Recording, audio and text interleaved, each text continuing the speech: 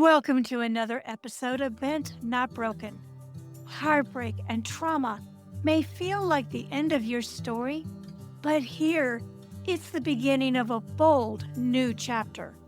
I'm your host, Coach Deborah Griffiths, and this is the space where women rise, rebuild, and rediscover their purpose. Remember this truth: you are bent, not broken.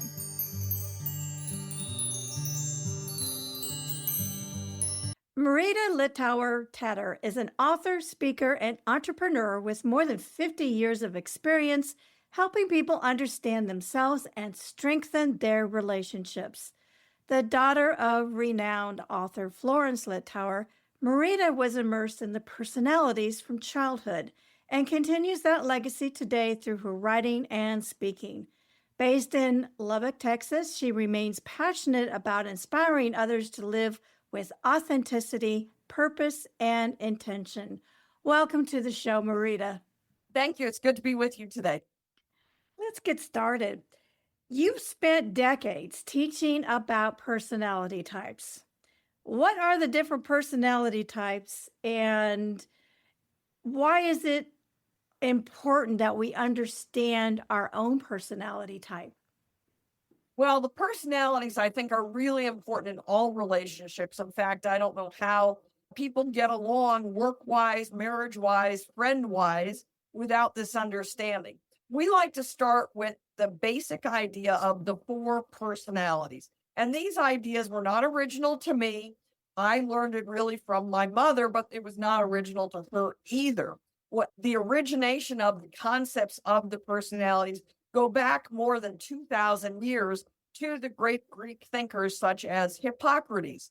And he, back then, with the limited medical and scientific knowledge, he made the same observation that many of us make today, and that is people are different. And he tried to figure out what makes people different. And he concluded that what made people different is that they had different fluids in their body. Now, he was actually probably a little more right than we've given him credit for all these years, because really it's DNA today. So it is what fluids are in our body, so to speak. But he created words in Greek to define these four different personalities. And they are the sanguine, the choleric, the melancholy, and the phlegmatic. And anyone who has any medical background knows that the word sanguine has to do with blood. So those words describe fluids that Hippocrates perceived made people different. But because those words are Greek to most people, I've added to them a modern day adjective and a color to help people remember them. I always tell people it doesn't matter whether you use the Greek term, the modern day adjective, or the modern day adjective and the Greek together, or you use the colors, because the concept here is that this is not about labels, it's about relationships. So with that background, the four basic personality types, I like to start with what I call the popular sanguine, represented by the color yellow. And I like to start with that first, not just because it's what I'm about 55% of, but because that person is actually the easiest to identify.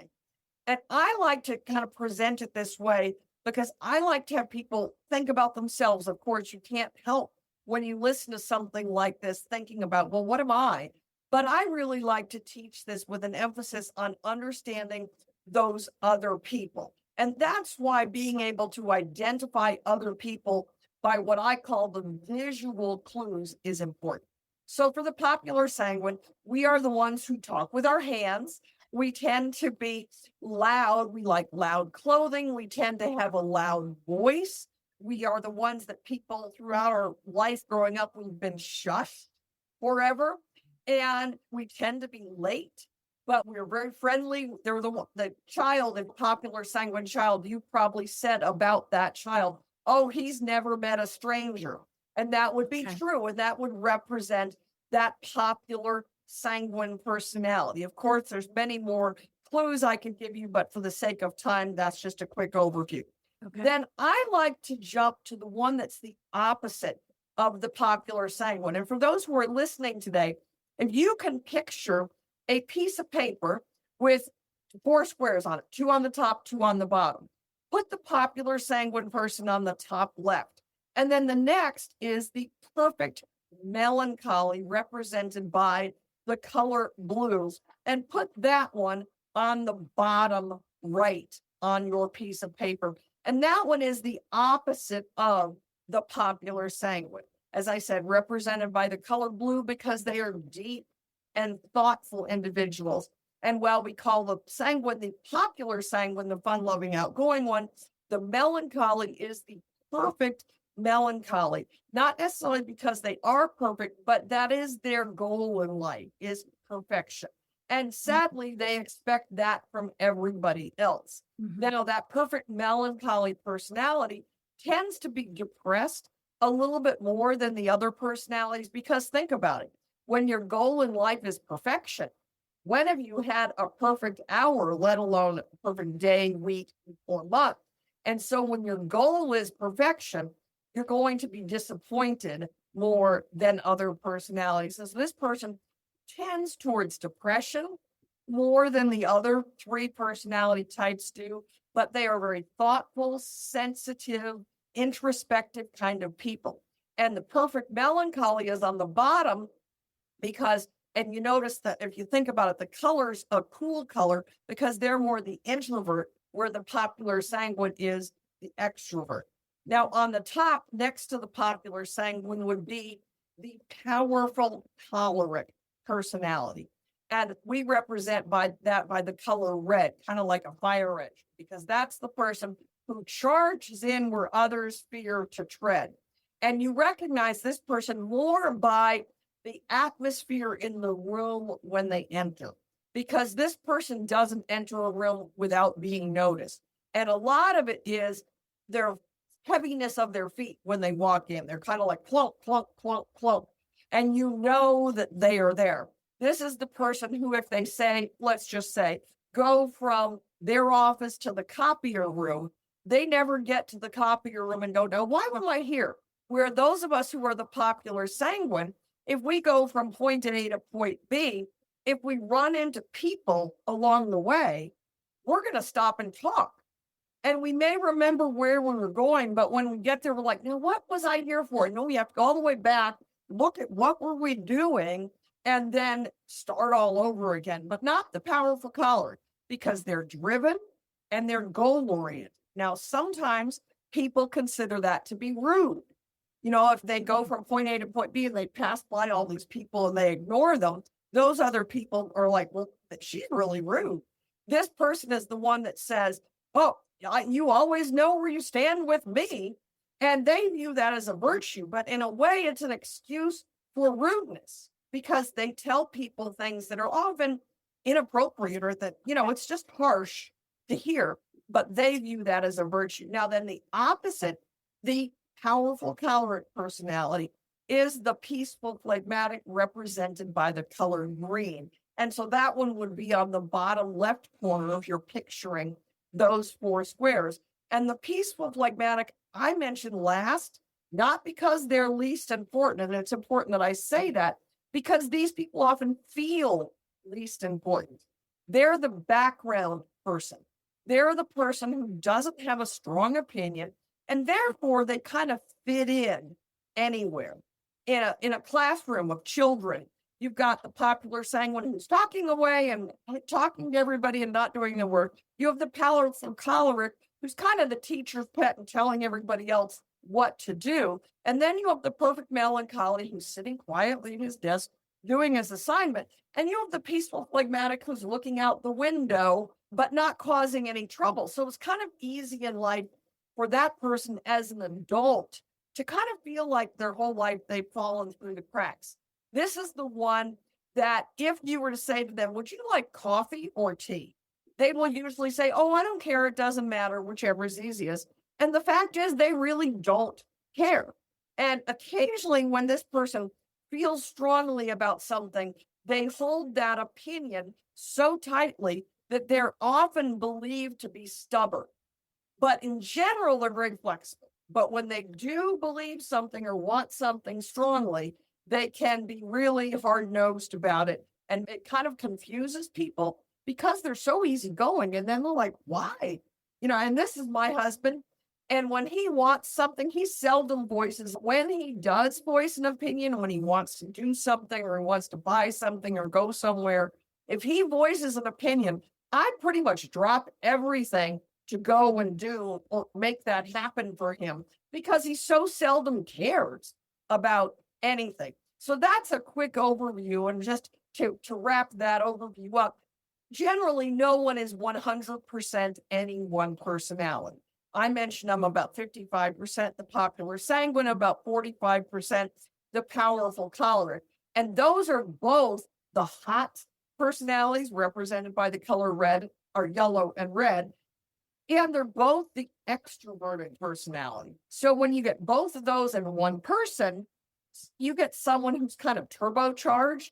And I often have people tell me, you wear me out just watching you. And it's true. I am kind of turbocharged. And my husband is these two, which are both the introverted, low key kind of personality. And he has admitted that if it wasn't for me, he would probably never leave the house other than to go to work.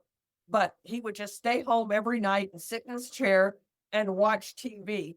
But I have to make sure he knows on the schedule what my expectations are. Part of that perfect melancholy. And just for the record, he's a CPA. So he's in a perfect role for him. He can sit in a windowless office all day long doing taxes.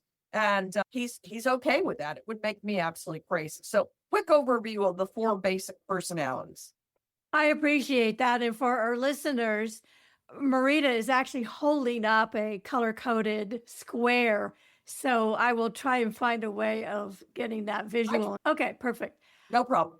It's interesting because the way the squares are, it very much shows how opposites can attract. And we hear that so often.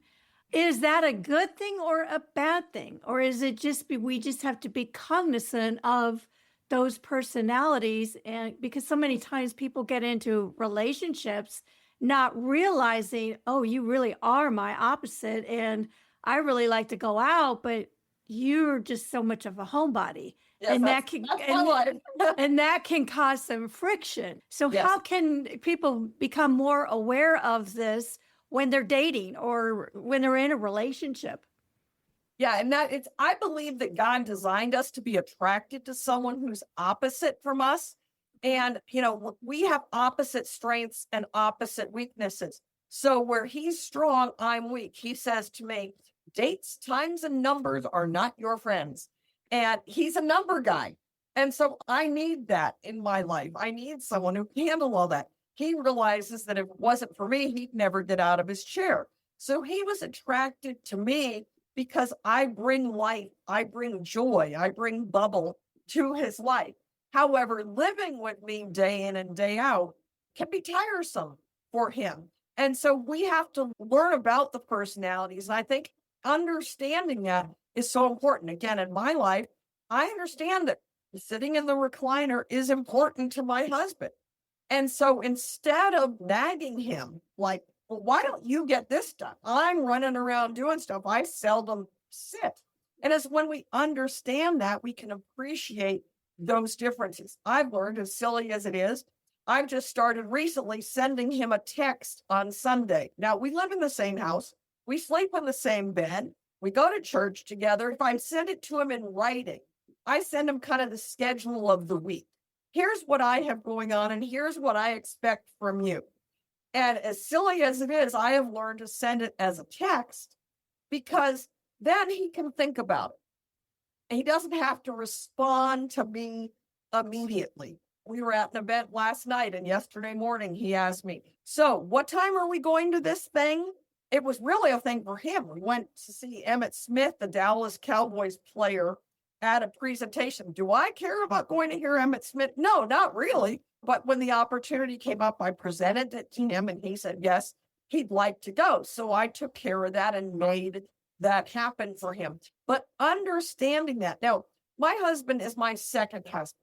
Okay. My first husband was also melancholy, but he was the melancholy choleric combined. And he was almost 100% that perfect melancholy personality, so much so that it was difficult to determine what was his secondary, except that with him, I was always in trouble because I was late. I didn't always follow through with what I said I would do. I was always in trouble with him. And he, his powerful choleric part, was always unhappy with me. I never measured up.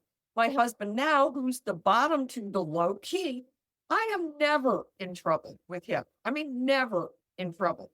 But you would think that me grew up with this. My mother started teaching this material when I was 9 years old.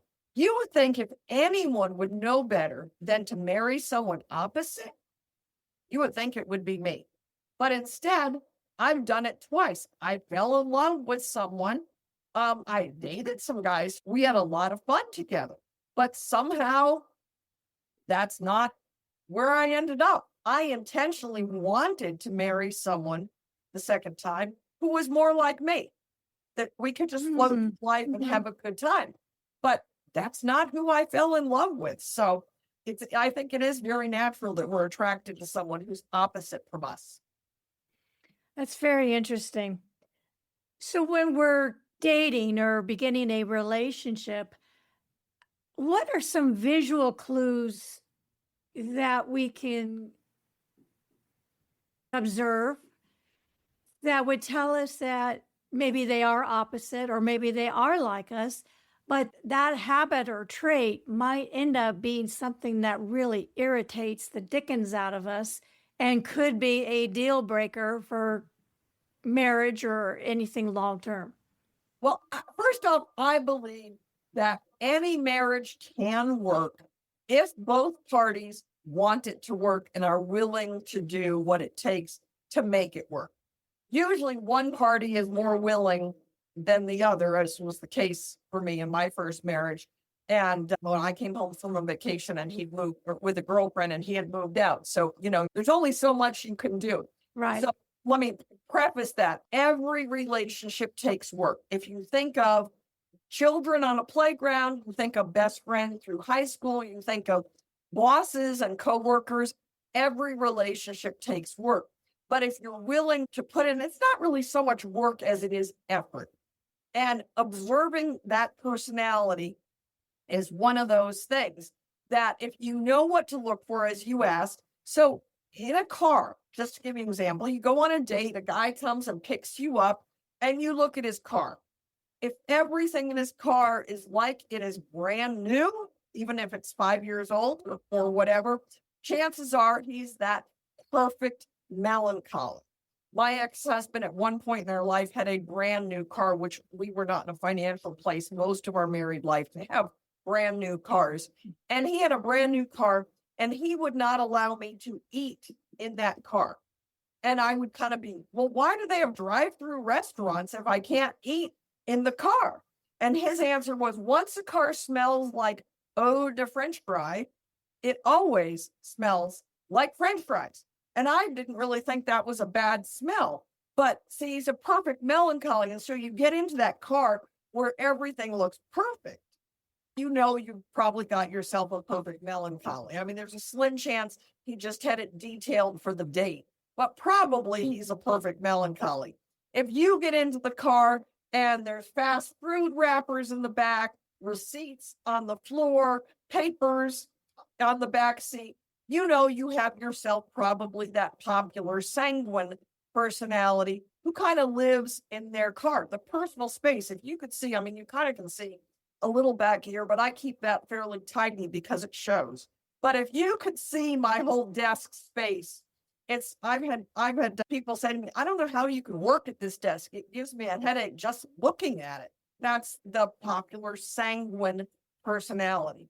The powerful choleric, if they point their finger a lot, have hands on the hips a lot, have an expression of disgust a lot, like, how could you be late? How could you do this to me? That's going to be the powerful choleric personality. And If you've got someone who can't decide where you should go for your date and wants you to figure it all out, you've got yourself the peaceful phlegmatic. So that you can, if you, especially if, this is a quick overview, but if Right. you have time to spend more time, you can read my book, Wired That Way. But it's really quite easy to identify the personality of others. Now, of course, if someone goes into a personality disorder, like narcissism, that's beyond what we're talking about here. Okay. Okay. But we're talking about the average person out there who's a generally good, well-meaning person. We're not talking about those that have gone on into personality disorders, although the personality disorders do kind of line up with these personalities. The narcissist, for example, tends to be the one who's the top two, the choleric and the sanguine. And the obsessive compulsive tends to be the perfect melancholy. And you can kind of see, if you're familiar with those terms, how that is going to line up. They've kind of gone overboard in their characteristics. You answered my question because I was wondering if there's a way finding, red flags when we're trying to observe these people. And, one of them is, and I was involved with one myself, a narcissist, and that's different. You're right. It's a personality disorder. It's not necessarily the personality type. But it does, they do tend to line up. But it's Okay. someone who's kind of gone overboard. And that's what makes it a disorder. And Right. it's actually harder, I believe, and that's not my area of specialty, but to identify in dating, because dating, someone's on their best behavior usually. Yes, and that's why it takes more than one date and and Very true. really take, and be in different situations with that person so you can observe them in those different Mhm. situations and how they react, and then you can say, okay, are they really the melancholy or the sanguine, or is this beyond that and it could be a personality disorder? So Mhm. it's really important not to put the blinders on and to really be open. And Yes. for women who feel misunderstood in their marriages or relationships, how can personality awareness bring clarity instead of conflict? Well, I believe that once you understand what your spouse, and you're asking about women, so we're going to assume that we've got a man, if he's a decent human being, like we discussed, not a personality disorder, but overall he's a decent human being, but the two of you are not connecting. I have found very often that it's even just the woman, and honestly, usually it's the woman who's more willing to work on their marriage. Not always, but usually it is the woman who's more willing to work. If she can first identify his personality, and we've given some of the clues here to do that, but if she can stop and look at him and go, okay, he is opposite from me, and he's that perfect melancholy, or he's whatever. First, you identify the personality. The second thing that's really helpful then is to understand his personality. And in the book Wired That Way, we have a whole list of strengths and weaknesses of each personality type. And so then you begin to understand, using my marriage again, my husband likes to sit in the recliner. He comes home from work, and I have said for years, as I've taught this material about that peaceful phlegmatic, the color green, that person, when they come home from work, they literally need 30 minutes in the recliner. And if you're a woman with little kids at home and you've been home with the kids all day and you're dying for your husband to get home so he can give you a little bit of a rest, and you try to, the minute he walks in the door, and usually if he's phlegmatic, she's probably going to be choleric. So she's going to be that bossy one. At least that's how he's going to see it. And he walks in the door and she starts attacking him and nagging him. And I need you to take the trash out. And I need you to do this. And starts on him the minute he's in the door. That is going to be a bad thing. He is not going to respond well to that because he's been working all day and he literally needs a half hour in his recliner. So I've been teaching this for years. And then I married a peaceful phlegmatic. And he comes home and he needs 30 minutes of, I mean, he really does. And he one day said to me, "You're my first wife who's ever understood me." Mm. And see, because I understand that he's a phlegmatic, now, because I understand his personality, I let him have 30 minutes in the recliner. I understand that that is important for him. So that's what I mean by understanding is important. And likewise, he understands that for me, time with my girlfriends is important because I need fun. I need to have fun. And that gets us to my third thing, which is really where the rubber meets the road. And that is once you identify the personality and you begin to understand them and adjust your expectations accordingly, then lastly, and most importantly, you can begin to meet their emotional needs. Right. But each personality comes prepackaged with emotional needs. And what I need is not what he needs. And we tend to give each other that old golden rule, do unto others as you would have them do unto you. But that doesn't work in this because we need deep down different things. And when you start, if the woman is willing to do what I've just described and starts meeting her husband's emotional needs, even if he doesn't change at all, even if he doesn't do anything, you can see really almost overnight changes in a relationship. And assuming he's a decent guy, he's going to start to notice something. It may take months, but as you start adjusting your approach to him and working to meet his emotional needs, assuming he's a decent guy, he's going to start to notice something different. And he might ask a question, and then you can say, well, I learned about the personalities, and I've got this personality profile here. Would you mind taking this personality profile? And then we can talk about it. And then when you look at the strengths and the weaknesses, as I discussed earlier, when you look at that, it's like the paper is talking rather than you. It's not like you are saying, well, you are this. They're looking at strengths, they're looking at weaknesses, and it really opens up a discussion. For someone rebuilding her life after divorce, how can knowing her personality type help make her make better decisions moving forward? Well, it's important to understand what we each need. And those emotional needs are important. The perfect melancholy, for example, needs sensitivity and space. And so that's important for them to realize. And as they begin to rebuild their life, she would want a perfect melancholy, would want to build a life for herself where she has sensitivity and space, where she has space where she feels safe and where she feels comfortable and where she has structure in her life. That's that scheduled kind of thing. And so that's really important. So each personality like that has things that they need, and that revolves around emotional needs. So again, for me, I need fun. I need attention and approval.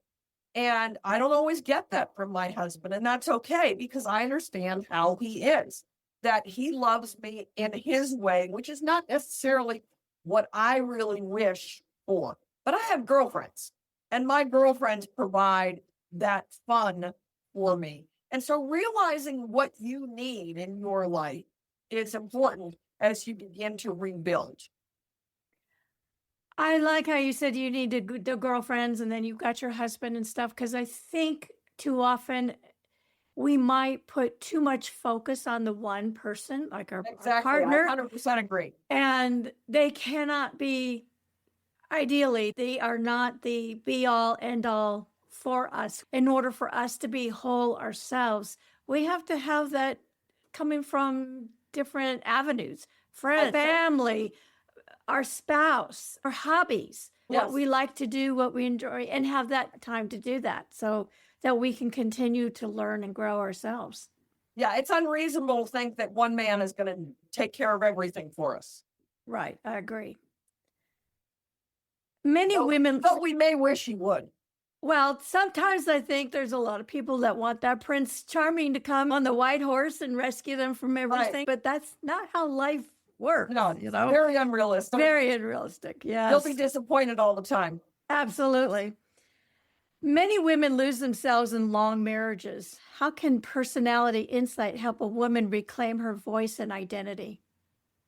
Again, I think it's beginning to work to meet his needs. Now, again, I'm saying meet his needs because we can't change that other person.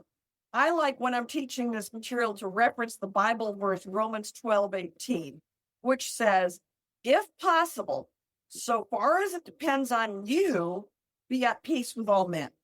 Now, if that verse simply said, be at peace with all men, that is not something we can do.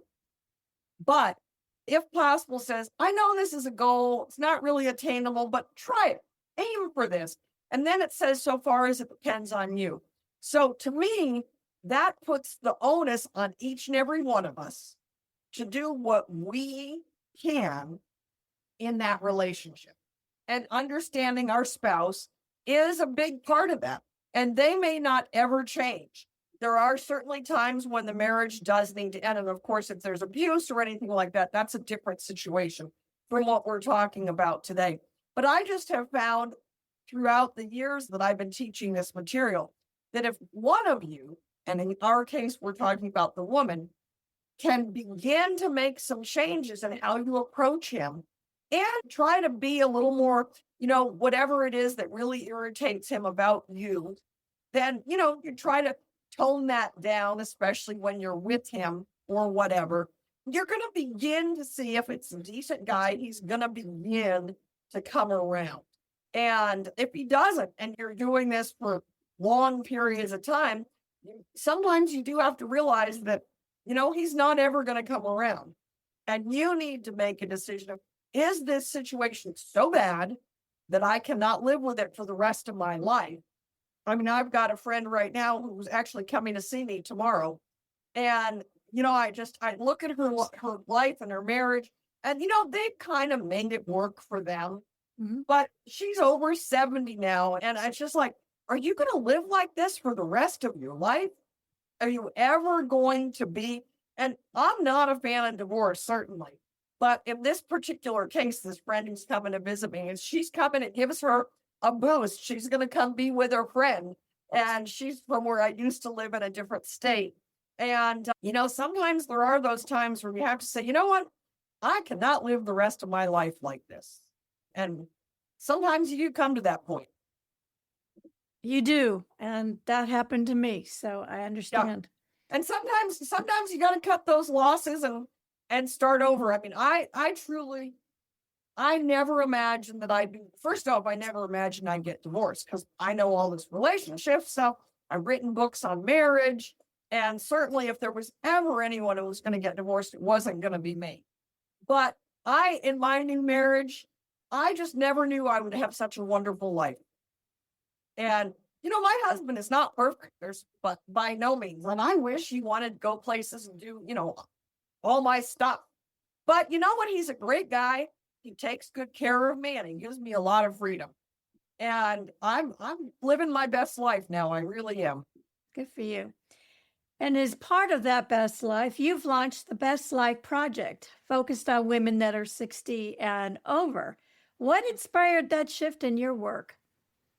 Well, honestly, it was a dream. It was like while you're sleeping dream, not a like Martin Luther King, I have a dream. No, I had a dream at night. And in the dream, my mother, who I've done all this personality work with, and she died in 2020. But in my dream, my mother was in heaven. And in my dream, when I saw her body, her person, she wasn't the little old lady she was when she lived with me at the end.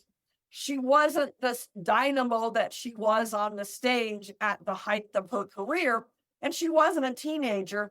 I don't know, I don't really know how old she was, but the perception I woke up with was she was maybe 45, 50. But what stuck with me when I woke up and looked back on that dream, whatever age my mother was, she was in her best life. And I thought about what are we going to be when we're in heaven? And I have no theological background for this. This is just what I thought. I thought, we're going to be in heaven, whatever we were when we were at our best, at our very best. And then my thought started to go, so if it was me, what would I be in heaven? And I thought similarly, it's not the me standing in front of thousands of people getting applause at giving a speech somewhere. What I concluded is it's me now. It's this me, wrinkles and all. I'm living my best life. And so that's really where the original idea of best life came from. And there's a longer story to it than that that's listed in some of the original posts on the blog. But I have a variety of people who write blogs that I post on there, and we get some of them have thousands of views. They all get at least hundreds of views. And we have women from all over the country, all over the world, really, but it's all English speaking, who read the blog, respond, and really feel like they get insight, inspiration, and instructions for their life, because our life changes when I recently retired. You're off an empty nest, which is a whole new phase. And it's kind of a different period of kind of rediscovering who you are and what's important to you. That's a great project. I love it. Why do so many women feel like life is over after 60? And what would you say to challenge that belief? I think for a lot of women, I'm thinking of my sister in particular, but a lot of women, they devote their life to their children. And there's nothing wrong with that. Others devote their life to their career.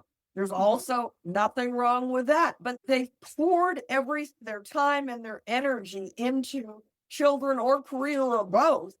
And when they retire, the kids are gone suddenly, and often you're stuck with this man that you don't even recognize anymore because you've both been living your own life. And it begins to feel like, well, who am I? I certainly have found that this time where I have time, health, which is a huge component, and resources, I've got a whole new life ahead of me. And that intersection, that's the sweet spot: time, health, and resources. And so we provide for women who read this blog lots of examples of things, but lots of ways to kind of reinvent themselves, look at life differently, and realize that there's a whole lot of years left. And as long as they have time, health, and resources, they have a lot of places to go. Agree. If a woman listening today feels bent but not broken, what is the one practical step she can take to begin living her best life right now? I would say, as we've talked about today, is to first begin to look at herself and what her personality is, because often by the time you get to be the age that we are, you've had so many inputs in your life. You've had people telling you what to do and how to do it and how you're supposed to behave. And it can leave someone, by the time they get to be retired, empty nest, really at a loss as to, where do I go now? Who am I even? What do I want to do? And so it takes some introspection, and looking at the personalities is a great tool to help you see who you are at your core. And it may, for some people, it takes some time to kind of peel the layers away and figure out who they really are. And once you figure that out, personality wise, it can really help you with a lot of direction, because you understand much better what's important to you at this phase in your life. Marita, this has been a great conversation. So appreciate your time. How can listeners get a hold of you, get your book, find out about your personality test? What's the best avenues? And I That's put a lot of everything. different answers. So Okay. get the book. The easy answer is Amazon.com. Okay. And in fact, for Kindle Unlimited members, my book, Wired That Way, is free on Amazon. And they actually currently have it for sale for less than I have it for sale on my own website. So if you just want the book, I encourage people to go to Amazon. We have an online personality profile and a paper personality profile that my father created when I was 9 years old.